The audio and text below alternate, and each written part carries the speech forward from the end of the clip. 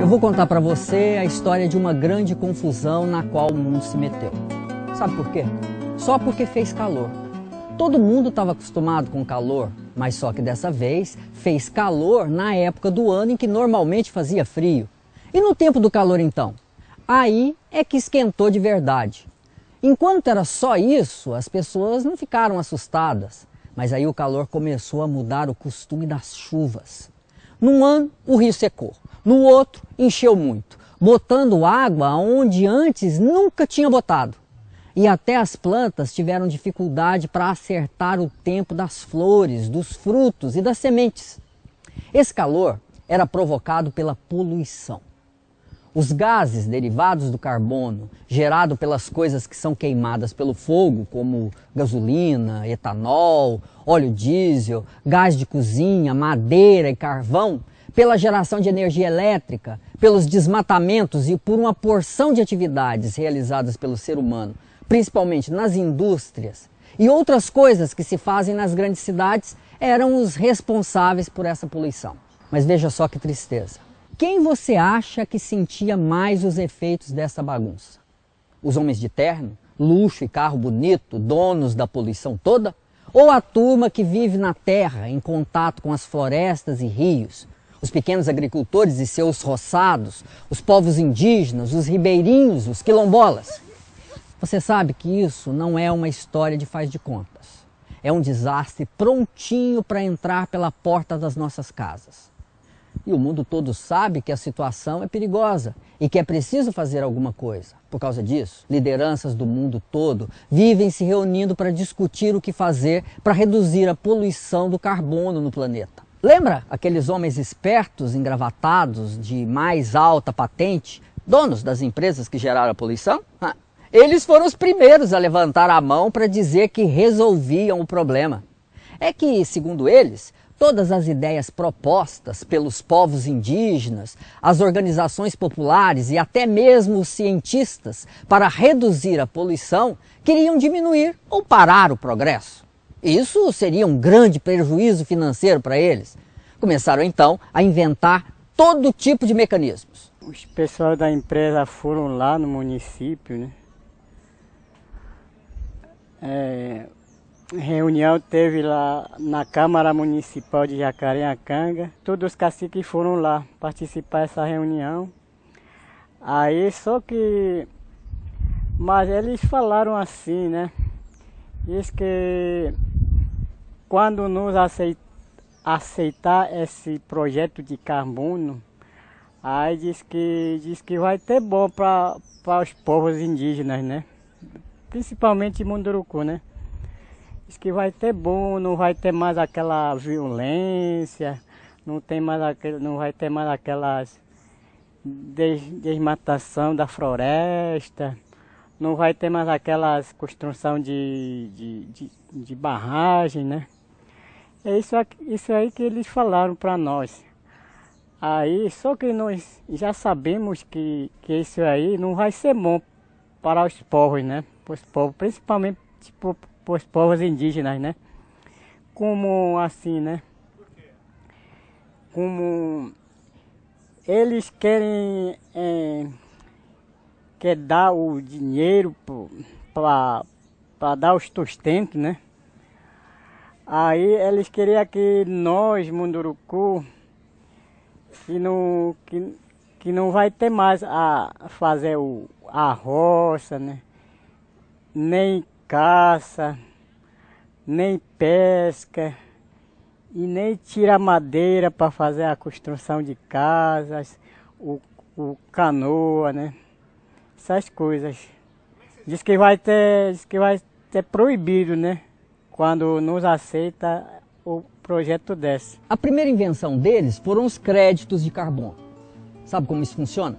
As empresas dos países ricos que geram poluição pagam para que as pessoas dos países pobres que não destruíram as florestas continuem sem destruir.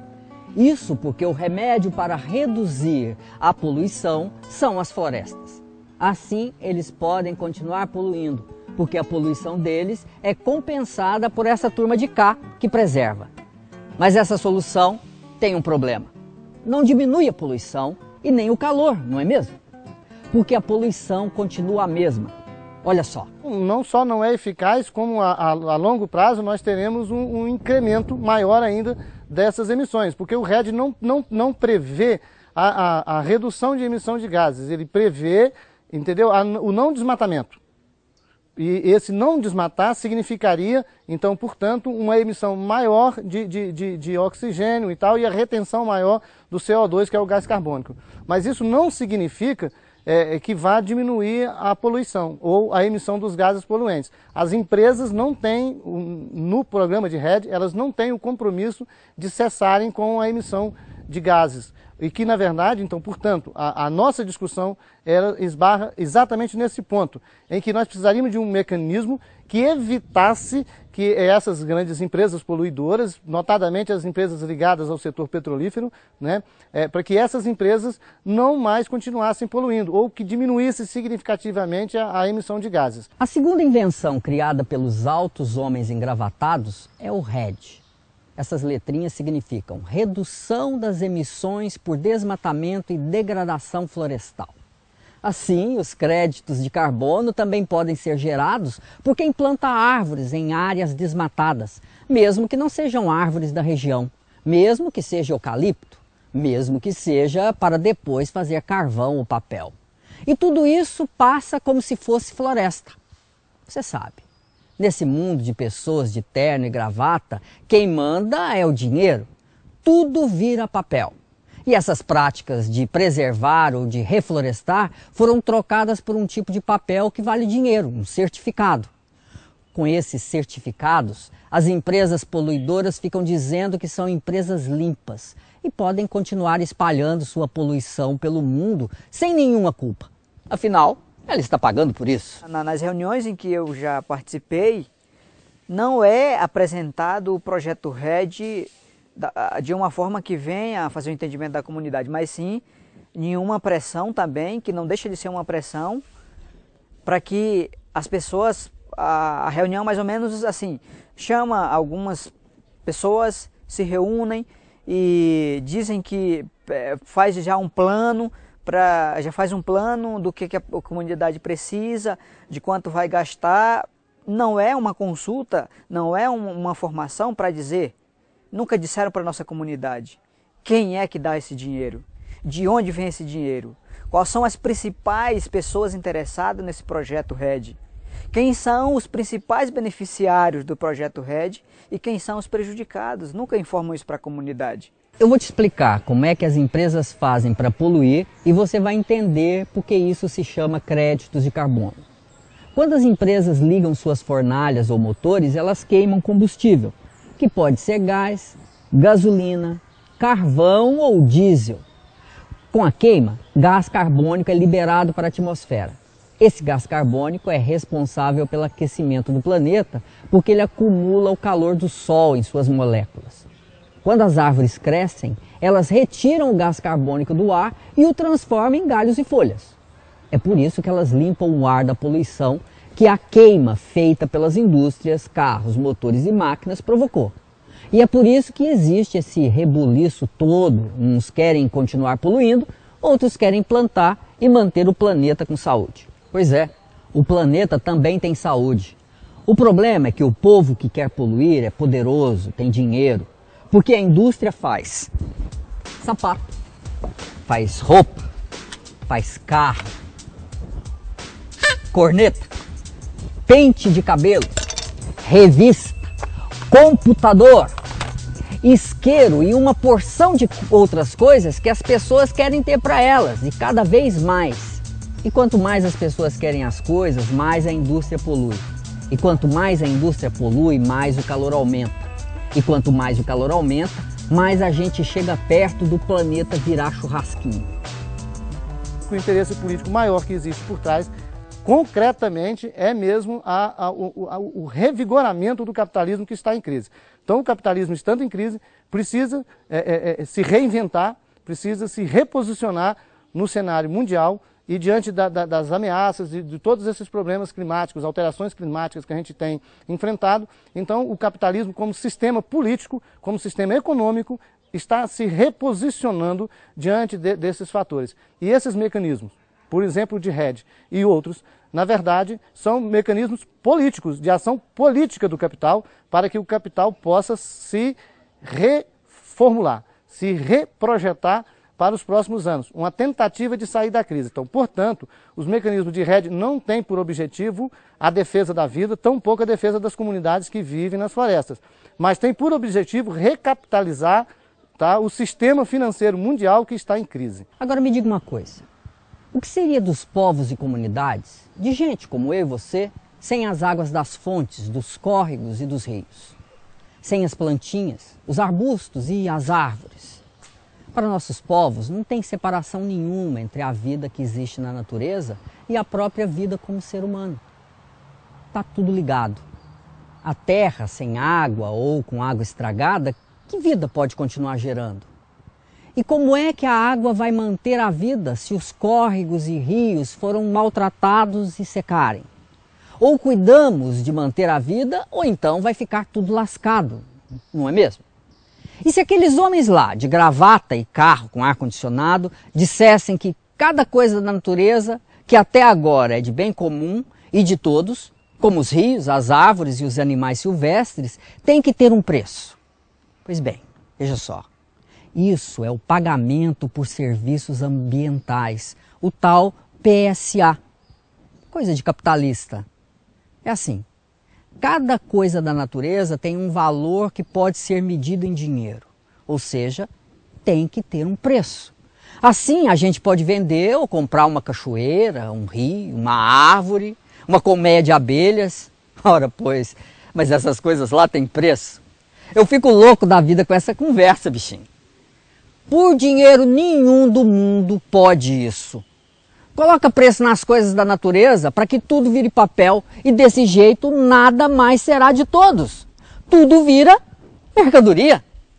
Isso aumenta o lucro do povo da gravata, enquanto rouba as coisas que antes não eram de ninguém. Ou melhor, era de todos. E esse povo ainda quer depois posar de santo. Convenhamos, dizer que está tudo certo porque comprou os tais dos créditos de carbono, tá certo isso?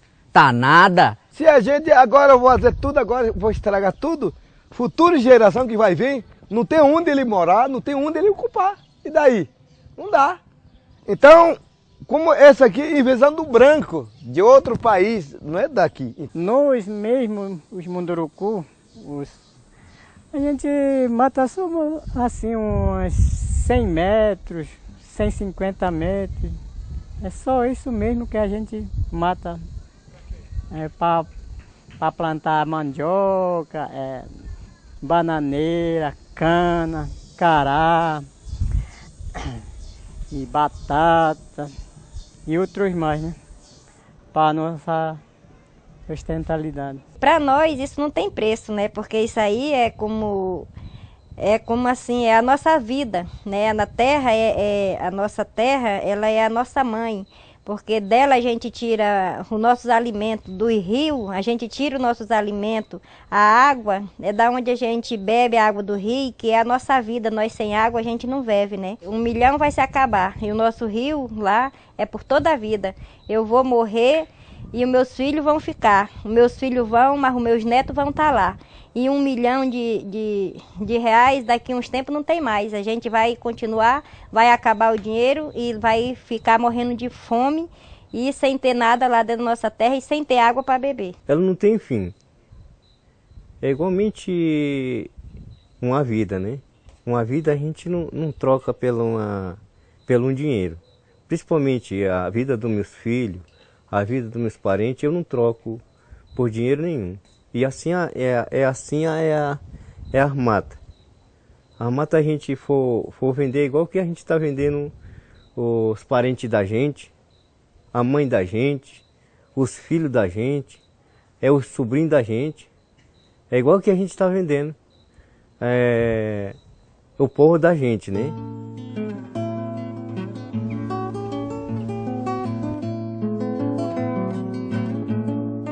Isso tudo que eu falei tem um nome colorido.